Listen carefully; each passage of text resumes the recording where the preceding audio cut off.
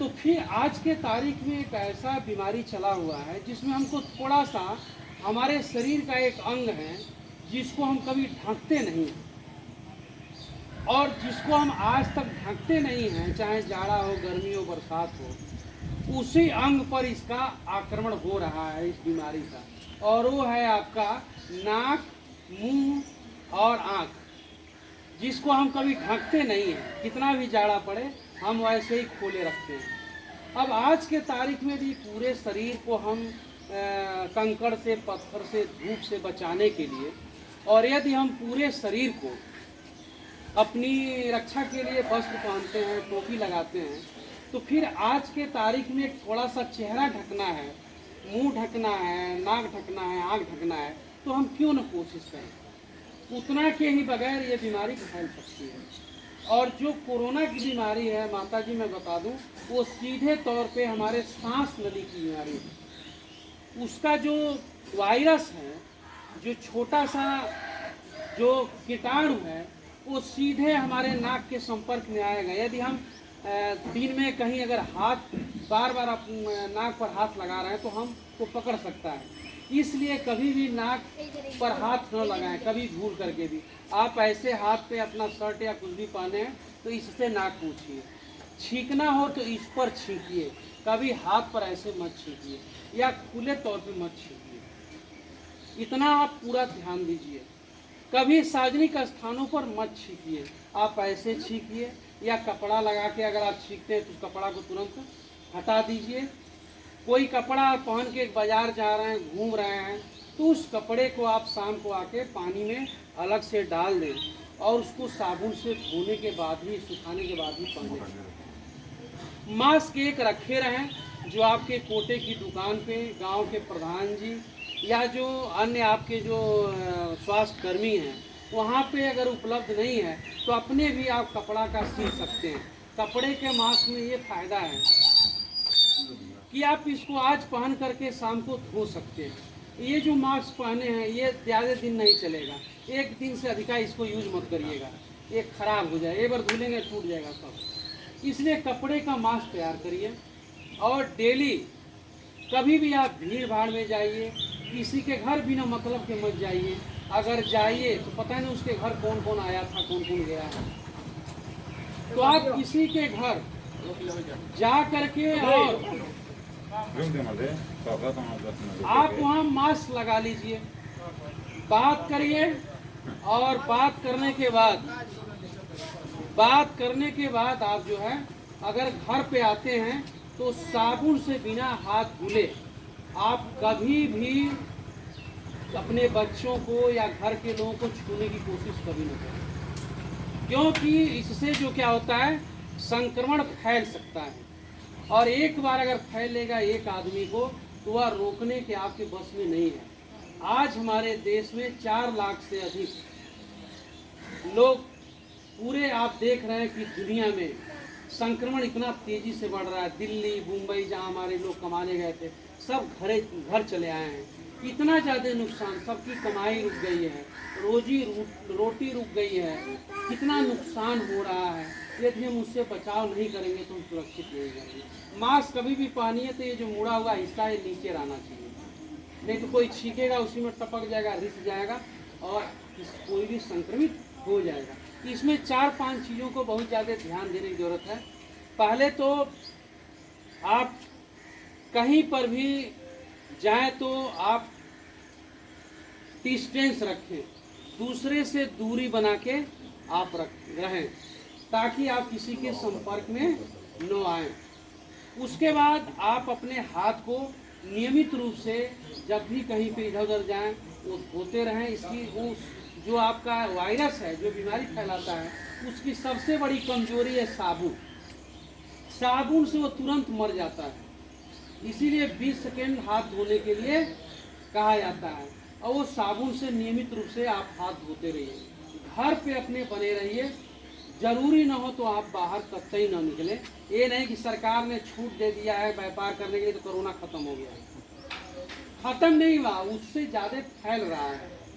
आप दुरुपयोग न करें, दुकान पे कहीं मत बैठें, किसी का दुकान पे बिना मतलब का बैठ करके किसी से बात न करें, वहाँ कुछ खाएं मत।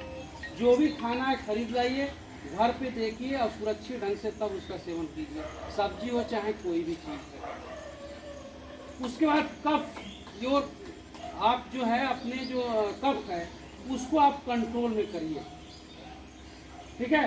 कफ को कंट्रोल कैसे करना है, गर्म पानी पीते रहिए और गर्म पानी का ही आजकल सेवन करिए। कोशिश करिए उसमें नींबू डाल दीजिए और नींबू डाल करके उसको पानी को पीजिए, गर्म पानी पीजिए। नींबू जो है आपकी ताकत बढ़ाता है। दही का सेवन कीजिए और जूस वगैरह मिलता है उसका सेवन करिए। दाल वगैरह बढ़िया से खाइए। अगर आप ताकतवर रहेंगे तो उस बीमारी से लड़ लेंगे, कमज़ोर रहेंगे तो नहीं लड़ पाएंगे।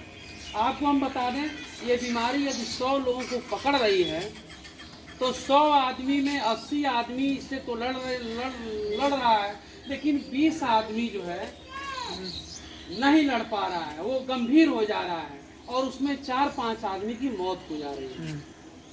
इसलिए हमको सावधान रहना है। ये मत समझिए कि हमारी बॉडी मजबूत है और हम मोटा तगड़ा है तो हम मजबूत हैं। ऊपर से आदमी मजबूत नहीं होता है। अभी आप देखते हैं मोटे मोटे लोग मर जाते हैं और पतले पतले लोग जिंदा रहते हैं। क्यों? आज बहुत लोग दिखने में फिट फाट लग रहा है लेकिन बहुत जल्दी मर जा रहा है। पहले का आदमी कमजोर था, दूल्हा पतला था, मेहनत करता था, उसका ताकत शरीर का बढ़ा रहता था। इस बीमारी से लड़ने का सबसे आसान तरीका है कि आप अलर्ट रहें। गांव में यदि कोई बाहरी व्यक्ति आता है तो आप तत्काल सूचना दीजिए।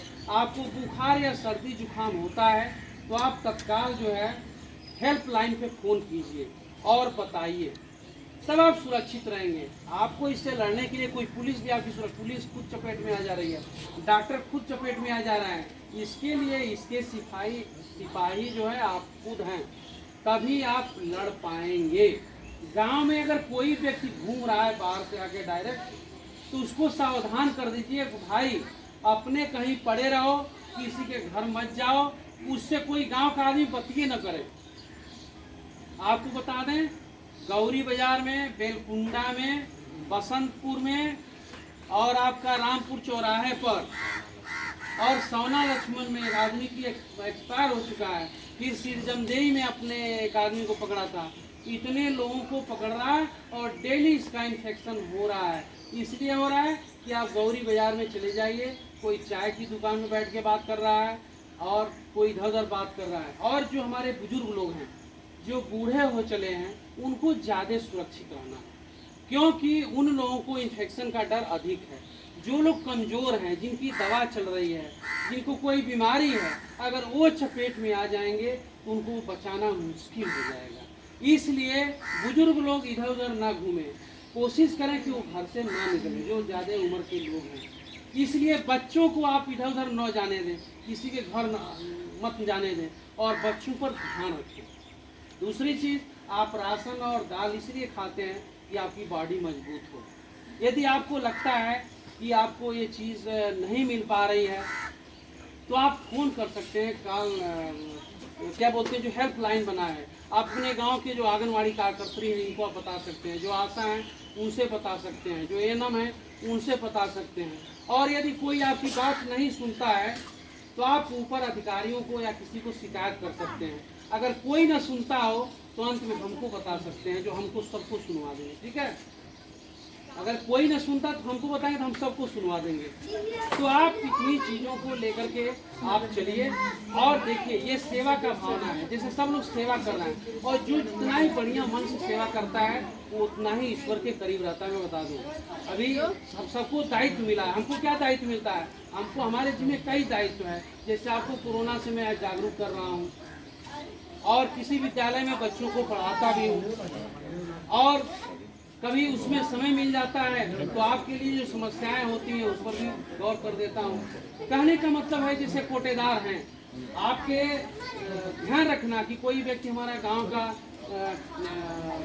कुपोषण का शिकार तो नहीं है, कोई हमारे व्यक्ति गांव का भूखा तो नहीं है। इसमें तमाम ऐसे गांव के लोग हैं जिनके पास बिल्डिंग है, बड़ी बड़ी अच्छे अच्छे कमरे हैं, लेकिन किसी वजह से, लॉकडाउन की वजह से, किसी कारण से यदि कमाई रुक गई है तो वो अपने हाथ को किसी के सामने नहीं पसारते हैं और अपने कष्ट को किसी को नहीं कहते हैं। वो बिना खाए सो जाएंगे लेकिन अपने दुख को किसी को कहेंगे नहीं। ऐसा संकोच आपको नहीं करना है। गोपनीय ढंग से किसी भी सरकारी जो संस्था से अधिकृत जो लोग हैं उनको अपनी समस्या बता दीजिए। आप दूसरी चीज मैं आपको बहुत संवेदनशील बता दूं, आप हर तरह से मास्क लगा करके, साबुन से अपना हाथ धो करके अपने को बचाइए। और इसके साथ साथ यदि ये दाल चावल रोटी आप ठीक से नहीं खाएंगे तब भी आप उस बीमारी के शिकार हो सकते हैं। कमज़ोर हो जाएंगे तो आपको तुरंत संक्रमित कर देगा। इसलिए पानी उबाल के पिएं, गर्म करके पिएं, कोई जूस वगैरह हमेशा लेते रहें। और आप नियमित रूप से भोजन को आप अगर इतना खाते हो एक बार तो आप उसको एक बार न खा करके दिन भर में आप थोड़ा थोड़ा 2 घंटे पर कई बार खाइए। उससे आपकी इम्यूनिटी पावर जो शरीर की है वो ताकतवर बनी रहेगी। इसलिए बीमारी आज के डेट में अभी ख़त्म होने वाले का नाम नहीं ले रही है। इसलिए तक आप स्कूल कॉलेज बंद है, ऑफिस में सब व्यवधान है, दुकानें बंद हैं, चारों तरफ समस्या है। लेकिन इससे तभी हम लड़ पाएंगे जब आप सभी लोग मेरे साथ मिलकर लड़ेंगे। और मैं केवल बता के चला गया इससे काम नहीं चलेगा। ये पूरा गांव के लोग यहाँ नहीं जुटे हुए हैं, पूरे नगरौली के लोग यहाँ नहीं हैं, यहाँ पे बस इस टोले के कुछ लोग हैं। तो आप ये समझिए कि आप जितने लोगों ने मेरी बात को सुना है आप मेरी बात को पूरे गांव में पहुंचाएंगे, तब जाकर के हम सबको कोरोना से क्या हो जाएगा, बचा पाएंगे। ये तो हम प्रतिज्ञा लेते हैं। और सभी लोग अपना हाथ निकालिए ऐसे और मेरे साथ सभी लोग बोलिए, हम सभी, एक साथ तेज आवाज में बोलिए, हम सभी नगरौली के ग्रामीण यह शपथ लेते हैं कोरोना के खिलाफ सभी ग्रामीणों को जागरूक करेंगे और कोरोना को दूर भगाएंगे। धन्यवाद।